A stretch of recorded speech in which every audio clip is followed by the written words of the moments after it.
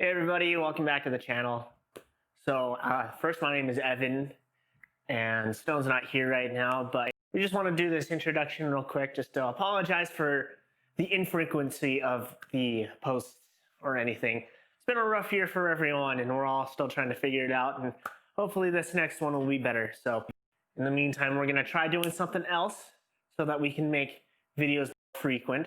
We'll do individual uploads of us telling spooky stories or whatever, and then maybe once a month or so we'll get together and do a group video or like a urban exploration or something. So that's the plan for now. Hopefully it goes well. In the meantime, enjoy the video.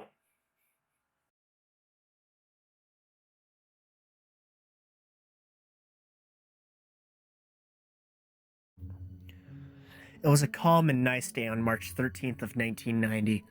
Olivia Mabel and her husband Travis had let their 7-year-old son Aiden out to play on their almost 13-acre property called the Footlights Ranch, just outside of Salina, Texas. The sun was preparing to set for the evening when tragedy struck the Mabel family. At 5:30 p.m., Olivia and Travis found little Aiden's body in a seasonal pond on the ranch. The 7-year-old had drowned, ending what could have been a long, full life. This happy family, in an instant, was shattered. Aiden's mother, Olivia, fell into a spiral of tremendous heartbreak and grief. She blamed herself for the demise of her son and withdrew from friends, work, and even her husband, Travis. This would eventually lead to their divorce a year later in 1991. Travis moved to New England, remarried, and successfully moved past this horrific tragedy. Olivia, however, refused to do the same. For the next few years, Olivia secluded herself in her home, hidden by 13 acres of wilderness. She was never seen save for a brief sighting by a neighbor in 1991. Phone calls, visits, and letters all went unanswered. The only evidence of her existence there were the groceries that had been delivered to her doorstep every few weeks. She had essentially removed herself from the rest of the world, and that's how it stayed until early 1994. On the 27th of February 1994, roughly 9:30 p.m., the Salina Police Department received a 911 call. When the operator answered, they were greeted with complete and utter silence. After a few minutes of sheer quiet, the line disconnected. The department began to trace the call when suddenly the phone rang again. They answered, and again, silence. Once more, they tried to trace the call, when again, the phone rang, only to produce nothing but a heavy emptiness on the other end.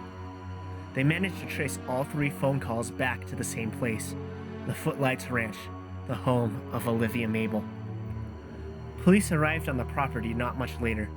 They feared an accident had happened or a crime was in progress, so they went to investigate the home. They couldn't look into the home as all the windows were covered. They tried the front door, but no one answered.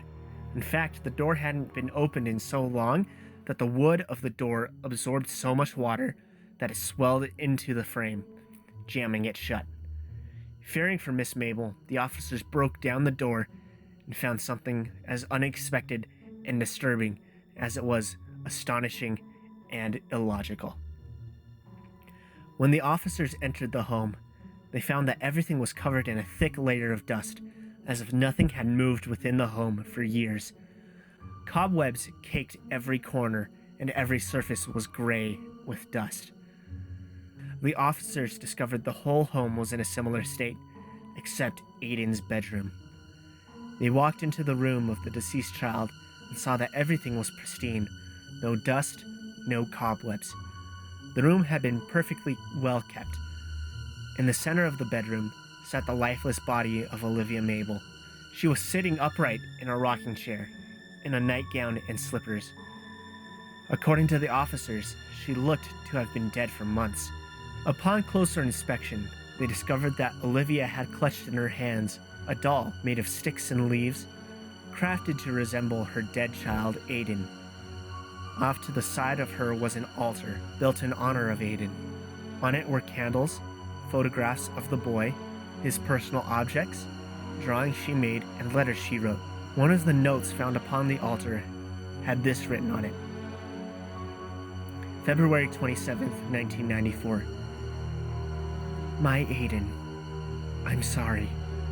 I'm so sorry. I should have never let it get like this. I'm leaving. I will not let you keep me, you vile, evil creature. Mommy's coming for you, Aiden. My sweet Aiden. Mommy loves you. According to the date that was noted on the letter, it had been written earlier that same day. The same day that the phone calls were made. The same day that her body was found. The body that was weathered and shriveled as if it had been lifeless for months. A thorough investigation turned up no results and remains today unsolved. There were no signs of a forced entry, according to the sergeant who was leading the case, whose name I chose to omit because she has made it clear to others that she no longer wishes to be contacted about the subject and wants to be left alone. The sole telephone in the home had the same amount of dust and cobwebs as everything else, which begs the question, who made the 911 calls? A year later, a radio interview was done by the sergeant who led the investigation. In it, she claimed the house was significantly colder inside than the air outside the home. She said that there was an evil presence there, something that, to quote, once you mess with it, it just doesn't stop, close quote. There was also signs that Olivia had been practicing occultism. Upon the altar were characters written in Sanskrit and Tibetan. When translated, they mean construct or to build. In Tibetan folklore, there's a legend that states that ideas, given enough mental and spiritual concentration, can be given form in life. These entities are known as tulpas. It is thought, with the characters she had drawn on the altar, Olivia had been trying to manifest her son back to life in the form of a tulpa. It is believed that she had seen success in conjuring something, and that something had not been her son. Could her demise be the result of her losing control of whatever thing she had created, and it turning against her? Well, with Olivia having passed, it's likely we will never know.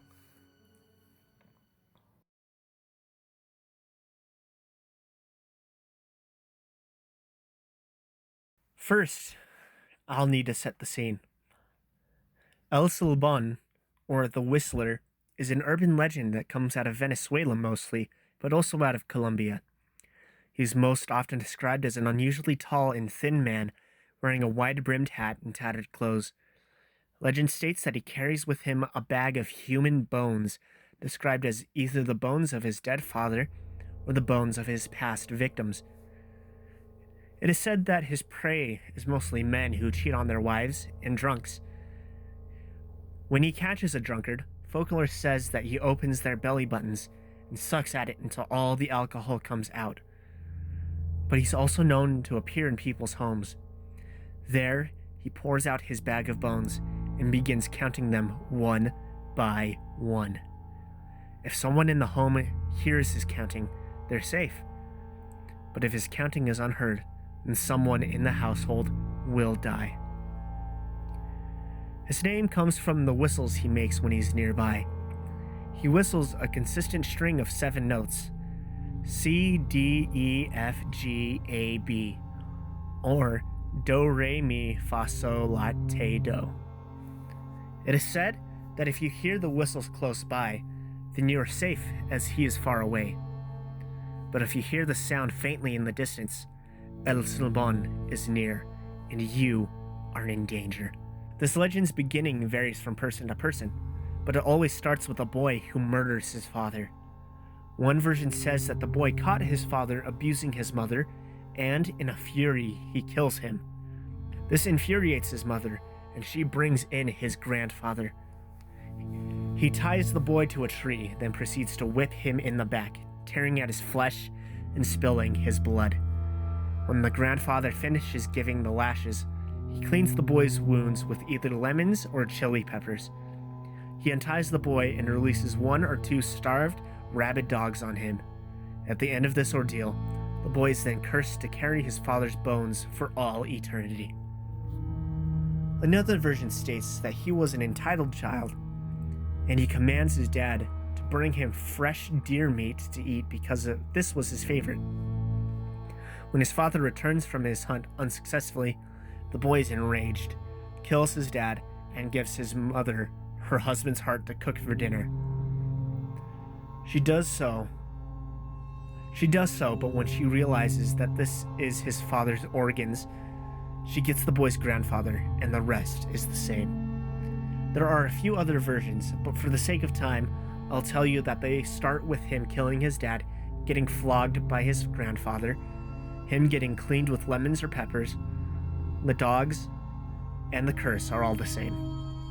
With that out of the way, this is the story by Reddit user Fade Harkonnen.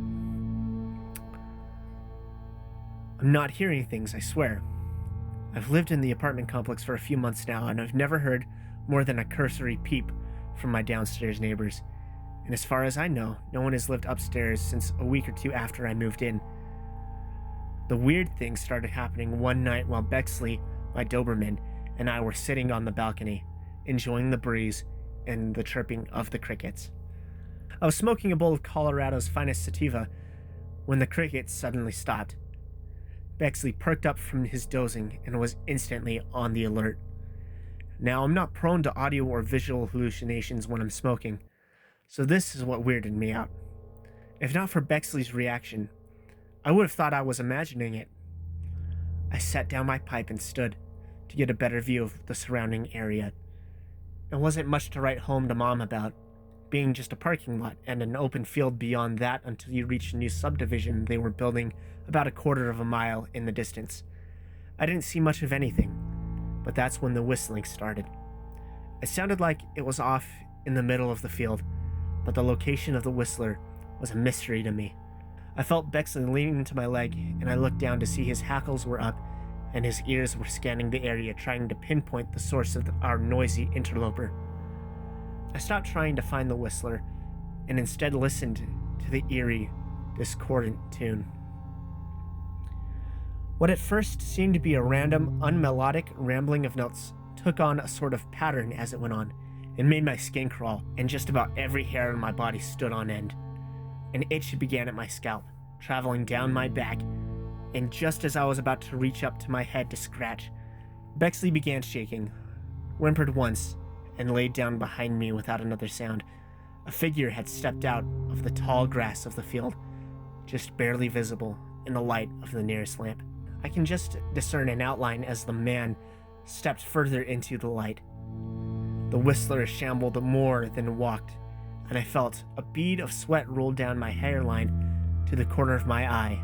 It stung, but I felt like I shouldn't move, or speak, or even breathe loudly in the vicinity of this presence, whatever he or it was. As it drew closer to where I was standing, another sound underneath the pitched whistling became apparent. A low, droning noise, like the crackle of high-voltage wires overhead. The whistler was now directly under the lamp, directly across from my apartment building. He was dressed in all black, wearing what looked like a hooded sweatshirt. Over his shoulder was a dark cloth satchel that, as he walked closer, produced a dry rattle with each lumbering step. Soon, he was standing just below my balcony. All he had to do was lift his gaze a couple of degrees, and he'd see me. The wind shifted then, so that a scent like you would imagine a graveyard would smell like drifted up to me, fetid and rancorous. You could literally feel the malignance rolling off this guy in waves. I should have called the police, but they were at least a 10-minute drive at the fastest to this area. So I remained still and silent. After staring straight ahead for what seemed like minutes, the whistler walked forward, and he disappeared under my balcony. I heard the sliding glass door of the patio below slide quietly open and then shut, the muted thumping of the felt strips on the door, the only sign that the door had closed. Why be so quiet in everything else when you were whistling loud enough for every resident within 100 yards to hear? I heard a crash below me, and then the screams of the old Venezuelan woman who lived downstairs with her husband of 40 years and their grandchildren, who normally stayed for a few weeks in the summer. She was screaming a name or something. El Silbon! El Sorbonne! I watched the figure reappear from under my balcony, and was slowly making its way back to the field from whence it came. I had a sudden flash of bravery and stupidity as I took out my phone and dialed 911 and shouted that the police would be here and he wasn't going to get away with this. He stopped, and he slowly turned as I heard in my ear, 911, what is your emergency? He had turned completely to face me, and I saw as he stared at me that he was a man, maybe a long time ago. His features were cadaverous, and he grinned at me, and he began his whistling again, only as close as he was. The whistling sounded impossibly far away. He took 3 slow steps in my direction, when I suddenly felt Bexley at my side, and he let loose a volley of loud, sharp barks in quick succession. At this, the whistler, whoever or whatever he was, turned and fled, seeming to dissolve into nothing the second he was beyond the reach of the lamp in the parking lot. I had been wrong about the length of time it would take for the police to arrive. They took my statement and took care of Mrs. Lamita, and the crime scene techs came and went, followed by a gurney carrying Mr. Lamita to the coroner's van. Mrs. Lamita never returned to her apartment. Instead, a few days later, her son came. Juan Carlos was loading a moving van with his parents' possessions, and I was once again on my balcony, engaged in recreational but legal activities. I called down to him to inquire after his mother's health. He said she wasn't well and had decided she would spend the rest of her days back in Venezuela, where she was born and raised. "You're the one who called the police, aren't you?" he asked.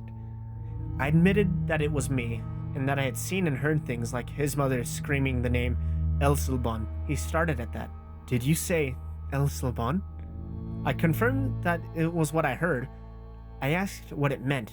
Juan Carlos shook his head sadly, and before turning to walk away, he said, "The Whistler. Keep that handsome dog with you at all times, senor." Thank you again for watching our video. Please like and subscribe for more of the creepy content that we all know that you love. Please leave a comment with a creepy story that you'd like us to tell, or a creepy area you'd like us to investigate. Thank you again for watching. Stay creepy, friends.